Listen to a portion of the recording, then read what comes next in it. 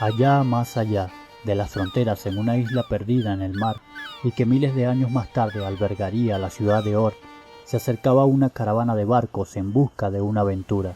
Para su sorpresa, al entrar a los dominios del abismo son diezmados, y de todos solo queda uno, un barco que transportaba a los 3 sabios del escuadrón Ganya. Belafu o Belaf, como sea que lo conozcas, después de todo, ambas interpretaciones del nombre son hermosas. Berueco, o como en lo personal me gusta llamarla, Beko, y Wasukian, son 3 personajes completamente distintos entre sí, lo que los hace imprescindibles para el papel que interpretarán en adelante, y basta con una corta interacción entre ellos en el barco para dejar esta perspectiva sumamente clara. De Wasukian y Belaf se conoce poco de su pasado. Para el momento solo se sabe que Wasukian llevaba quizá varios años siendo el capitán del escuadrón, y que fue él directamente quien reclutó y nombró a Belaf como el segundo sabio del escuadrón. Wasukian es descrito como un hombre raro, con una percepción de los acontecimientos y sus desenlaces totalmente únicas, a lo que comiendo insectos y presagiando la llegada de Beko nos los deja tan claro como el agua. Belaf se muestra analítico, lo suficiente como para saber que ha cultivado su mente a niveles superiores, un sabio en sus palabras y pensamientos, conocedor de lenguas y siendo el único funcionando como traductor entre los nativos y el escuadrón, mientras que a Beko la impulsa el sentir, la importancia de las emociones y el deseo para su ser de encontrar la calidez o volverse ella, puesto que ha sufrido en la oscuridad el horror del abuso y la desesperación de la soledad, tanto que se delata en su semblante y en la inseguridad de sus entrecortadas intervenciones. Aún así distintos e incomparables, ellos son los 3 sabios del escuadrón, que empieza su descenso en el abismo en busca de la ciudad dorada. Una vez en tierra no se realizaron muchos preparativos para empezar el descenso, tampoco es que hubiera de dónde hacerlos, simplemente reclutaron a Irumiui, una niña exiliada y condenada al abismo por no poder tener hijos, y que serviría de guía para el escuadrón.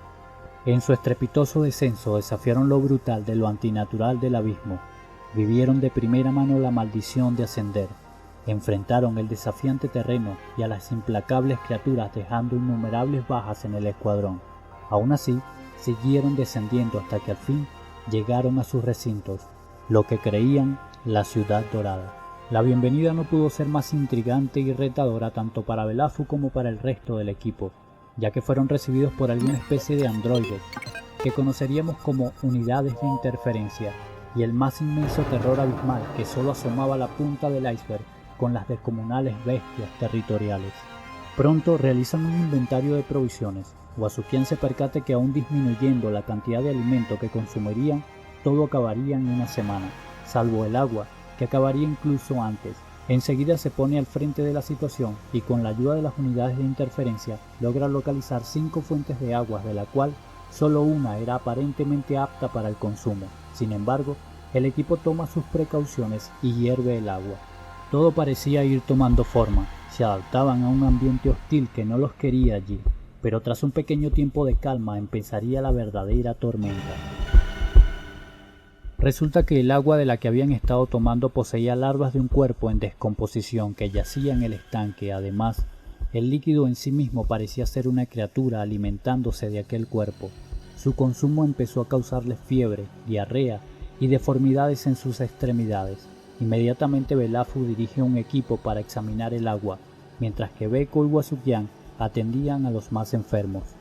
La alerta de regreso se da a Beko, quien se desconcierta de lo pronto, pero no era el escuadrón de Belaf, era el de caza. Los pocos que volvieron estaban deformes, huecos y sin vida. Sin embargo, lograron entregar un artefacto, una reliquia del abismo, que encendió todos los pensamientos de Wasukian. El líder decidió llegar al fondo de este camino, quizá más claro para él que para cualquiera. Interroga a las unidades de interferencia, y esto le dicen que es una cuna de la codicia, una reliquia común entre otras de menor poder. Sin embargo, esta era de gran poder. Su función era cumplir deseos, pero le advierten no tocarla directamente, ya que lo complejo de los humanos adultos podría ser catastrófico para la magnitud de su poder, por lo que le aconsejan que sea un niño quien use la reliquia. Solo había un niño entre ellos y esa era la convaleciente Irumiui, quien ya empezaba a transformarse. Beko, sumergida en la desesperación por la salud de Irumyuui, le sugiere a Wasukian que sea la niña quien use la reliquia, y Wasukian otorga la venia. Así sucede, le dan la reliquia a la pequeña mientras todo sigue su curso, más muertes y más contagiados, pero en tan solo un día Irumyuui se recupera. La reliquia había detenido el proceso de deformación y extrañamente se había fusionado con la niña. A partir de allí la incertidumbre se apodera del escuadrón y especialmente en Beko, quien se preguntaba qué deseo había pedido la pequeña. Pero en una forma perturbadora y grotesca, Irumyuui empezó a mutar en una cosa distinta. La cuna de la codicia adaptaba su cuerpo para cumplir su deseo, que aparentemente era poder dar a luz. Uno, otro y otro, todos nacían sin órganos y poco tiempo después morían. No había esperanza para detener la infección por el agua. El deseo había sido desperdiciado en algo innecesario. Beko finalmente cae enferma y sí, eran los síntomas, y los casos anteriores no arrojaban ninguna esperanza. Ya delirante anhela agua, tan solo un sorbo y empieza a pedirla. Sin embargo, algo de buen aroma y sabor le es dado. ¿Pero qué era aquello que comían? No era más evidente al escuchar a Wasukian decir que sabía que esta niña salvaría sus vidas. Eran los hijos de Irumyuui. El caldo hecho a partir de los hijos de Irumyuui funcionaron como una especie de antídotos que ayudaron a calmar todos los síntomas de la infección. Pero hubo un mal que no se podía calmar tan fácilmente. Finalmente llegamos al capítulo 51, donde se hace evidente la locura a la que había sucumbido Belaf. La desesperación de Beko tras ver cómo poco a poco todo se hundía en la desesperanza. Incluso Irumyuui, quien cada vez más grande daba a luz a más y más criaturas que eran arrebatadas por un calmado e intrigante Wasukian. El producto del deseo de la niña, aquellas criaturas en lo que se había convertido atormentaban cada vez más a Beko y quebraban a Belaf a niveles superiores. Wasukian, con el deseo de mantener a Irumyuui viva, le da una segunda cuna de la codicia y esta crece a tamaños colosales y empieza a moverse. Tras una mirada escudriñadora, Wasukian arroja las palabras, ya casi es hora, y poco tiempo después, al cargar a Belaf y este le pide que lo abandone, vuelve a intrigarnos con las afirmaciones: no podemos hacer esto sin ti.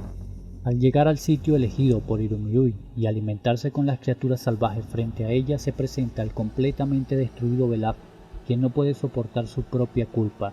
Entonces pide no seguir viviendo como humano, se ofrece, sus huesos, sus órganos, lo da todo, entra en el gigantesco cuerpo de la niña y es entonces cuando las primeras cuotas del valor cobra su cuota y devasta el cuerpo humano de Belaf y lo transforma en una especie de dragón hermoso y majestuoso. Ante los ojos del resto del escuadrón, Belaf trascendió, y es en palabras de Wasukian una vez más que sabemos que fue gracias a Belaf que se logró lo anhelado. Todos deciden entrar, pues es su única salvación. Sin embargo, Beko no está dispuesta a hacerlo, y prefiere perder su vida antes de participar en una salvación para ellos a costa del deseo distorsionado de quien una vez fue aquella inocente niña, y la cálida oscuridad que una vez fueron la una para la otra.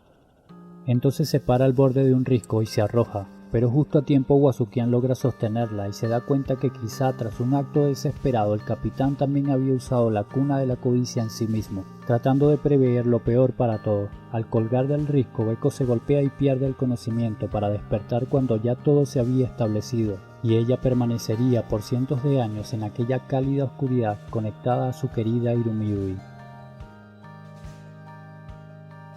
Si te ha gustado el video, por favor regálame un like, coméntame tu opinión, qué te ha parecido la historia de los tres sabios y más importante aún, suscríbete al canal para que pronto puedas disfrutar de más análisis, teorías y narraciones de esta perturbadora historia y muchas más del abismo.